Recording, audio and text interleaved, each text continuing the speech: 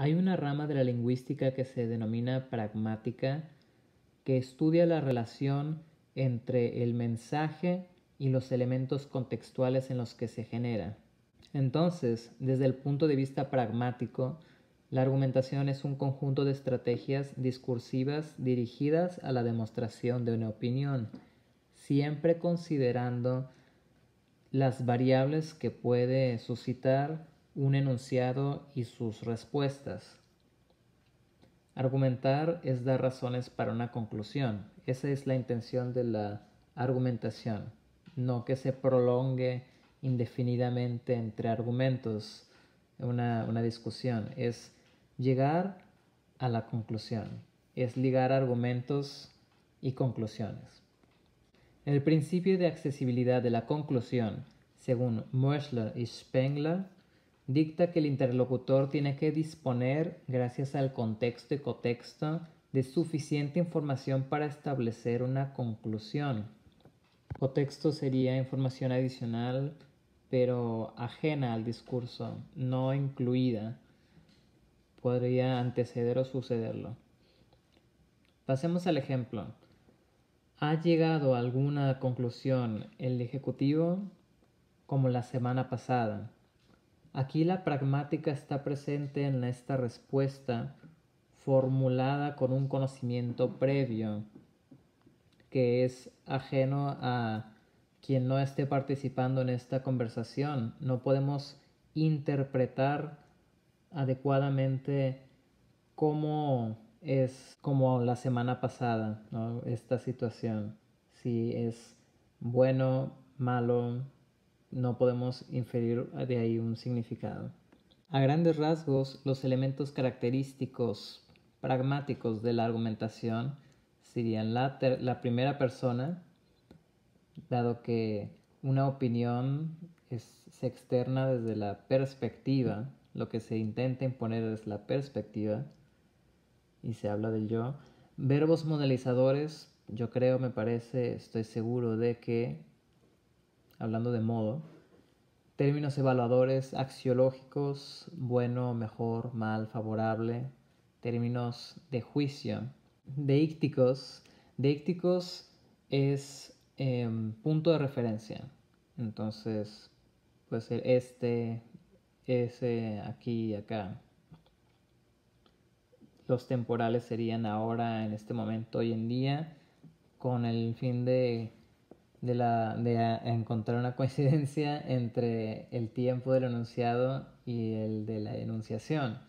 Ojo, enunciado sería el objeto y enunciación sería el acto. La siguiente es una descripción del acto ilocutivo de argumentar según indicaciones de John Searle, aunque hay que definir primero qué es ilocutivo. John Searle trabaja desde la teoría del acto del discurso o los actos en el discurso propuesta por J.L. Austin, quien postula que está la locución, lo dicho y la intención a comunicar, la ilocución, que es lo hecho, y la perlocución, que es la consecuencia.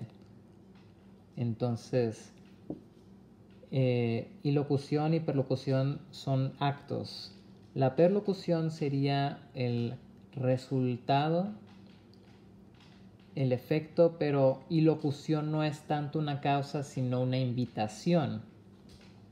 ¿Y qué es la argumentación sino una invitación? Porque si la intención es convencer, es persuadir al escucha, pero eso no está garantizado.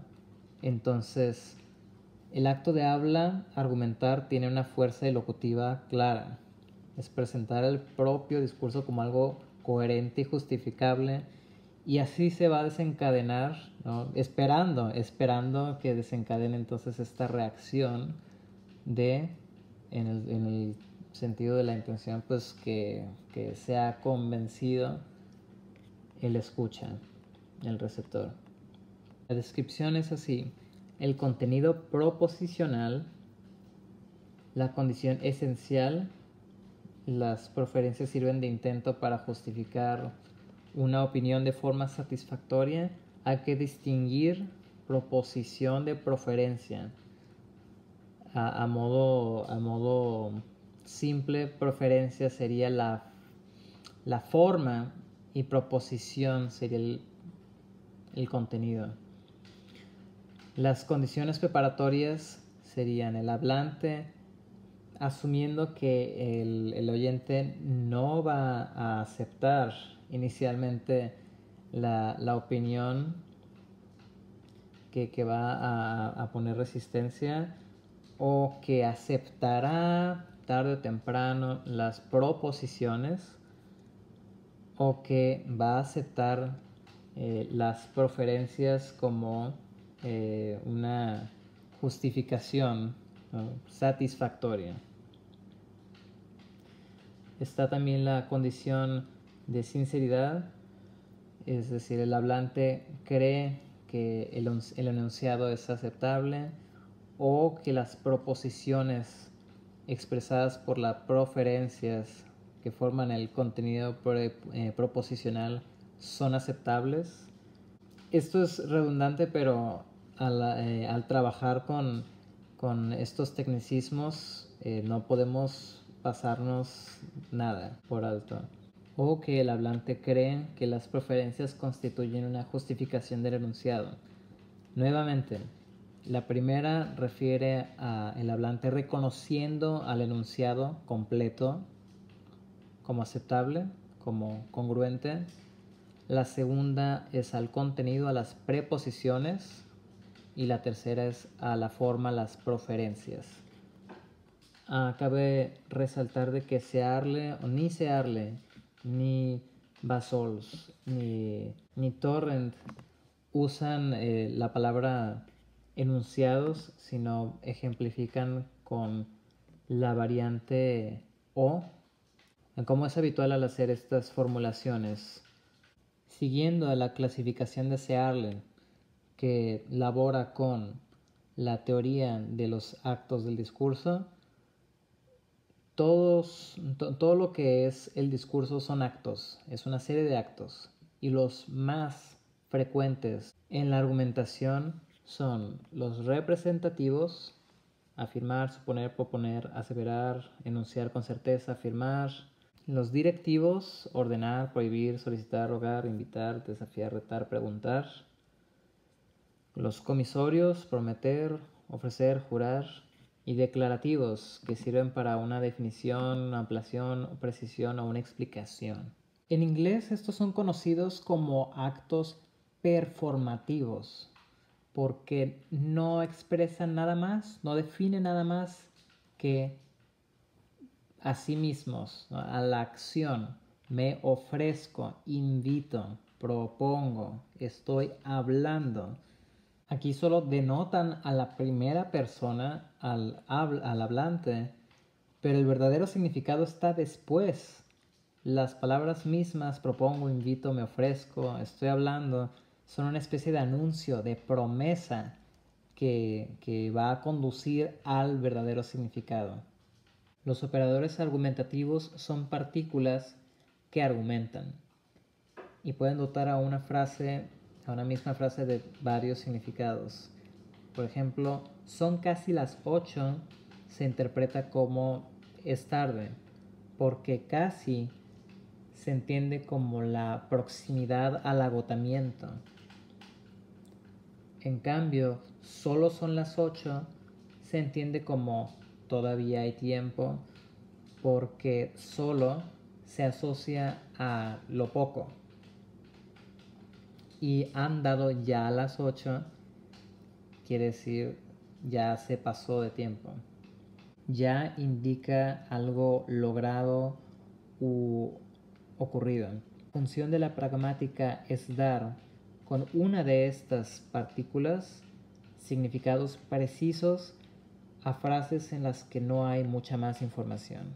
Y conectores argumentativos más bien o los abren o los cierran los introductores de argumentos, porque ya que dado que en primer lugar ciertamente, efectivamente, incluso y los de conclusiones, por lo tanto, pues entonces. Aquí tenemos los tipos de argumentaciones, empezando por la argumentación sencilla, que cuenta con un único argumento. Le sigue las argumentaciones múltiples, que cuentan con diversos argumentos. Entre las argumentaciones múltiples se encuentran las múltiples coordinadas. Como se puede ver en el ejemplo pasado, en la opinión inicial está vulnerando la ley. Los argumentos que se proveen son 3 formas distintas de vulnerar la ley, mientras que en este caso de argumentación múltiple coordinada, los argumentos tienen mucha más cohesión y pueden hacer una suma que sustente a la opinión inicial. También está la argumentación múltiple subordinada u argumentación en cadena. Cada argumento se descuelga del anterior. Y finalmente están las contraargumentaciones, que se basan en la defensa y en la refutación, porque el escucha también cuenta con opiniones y va a tratar de imponer su conclusión al escuchar una opinión ajena.